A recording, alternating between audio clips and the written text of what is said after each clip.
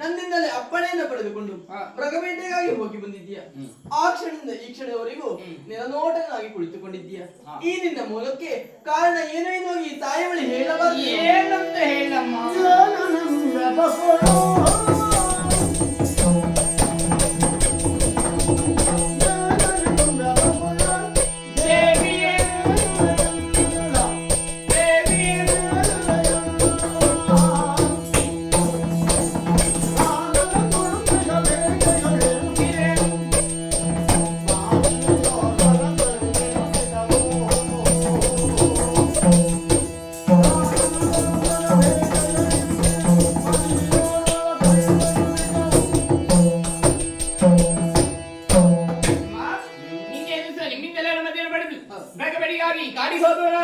ಕಾಡಿನಲ್ಲಿ ಮೃಗಬೇಟೆಯಾಡಿ ಬಂದಲ್ಲಿ ವಿಶ್ರಾಂತಿ ಪಡೆದಿರು ಸಂದರ್ಭ ಓರ್ವಳು ಸುಂದರವಾದ ಹೆಣ್ಣನ್ನು ನೋಡಿದ್ದೇನೆ. ಯಾರವಳು? ಪರಿಚಯ ಕೇಳಿದ್ದೇನೆ.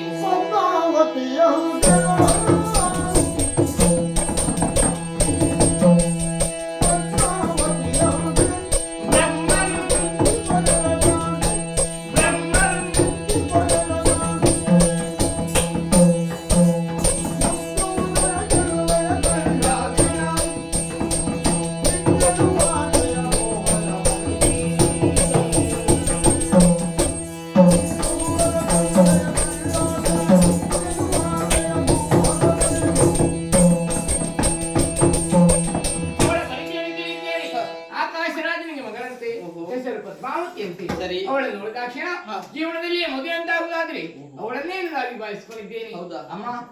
ಅವಳನ್ನು ಕರೆತನ್ನು ಮದುವೆ ಮಾಡಿಸ್ತೇನಮ್ಮ. ಮಗು ನೀನೇನೋ ಮದುವೆ ಮಾಡಿಸುವ ಇನ್ನೊಂದು ವಿಚಾರವನ್ನು ಹೇಳ್ತಾ ಇದ್ದೀಯ. ಮದುವೆಯನ್ನು ಮಾಡಿಸಬಹುದಿತ್ತು, ಆದ್ರೆ ಏನು ಮಾಡೋಣ? ಏನಾಯ್ತು? ಹಣಕ್ಕಾಗಿ ಯಾರು ಬಳಿ ನಮ್ಮಲ್ಲಿ ಹಣವಿಲ್ಲದಿದ್ರೇನು? ಧನಕ್ಕೆ ಅಧಿಪತಿ ಕುಬೇರ, ಕುಬೇರದಲ್ಲಿ ಸಾಲವನ್ನು ಪಡೆದ್ರೆ ಹಿಂತಿರುಗಿಸುವ ರೀತಿಯಾದರೂ ಹೇಗೆ? ಮುಂದೊಂದು ದಿನದಲ್ಲಿ ತಿರುವೆನ್ನುವ ಬೆಟ್ಟದಲ್ಲಿ ತಿರುಪತಿ ತಿಮ್ಮಪ್ಪನಾಗಿ ನಾನು ನೆಲೆಯಾಗಿರುತ್ತೇನೆ. ನನ್ನ ಭಕ್ತರು ಅದೆಷ್ಟು ಜನ ಬರ್ತಾರೆ. ಬರುವುದು ಮಾತ್ರವಲ್ಲ, ಹರಕೆ ರೂಪದಲ್ಲಿ ಕಾಣಿಕೆ ತರ್ತಾರೆ, ಕಾಣಿಕೆ ಹುಂಡಿಯಲ್ಲಿ ಹಾಕ್ತಾರೆ. ಆ ಹುಂಡಿ ಕಾಣಿಕೆ ಎನ್ನುವುದು ಸಮುದ್ರದ ಮೂಲಕವಾಗಿ ಕುಬೇರನ ಸಾಲವನ್ನು ಸ್ವಲ್ಪ ಸ್ವಲ್ಪವಾಗಿ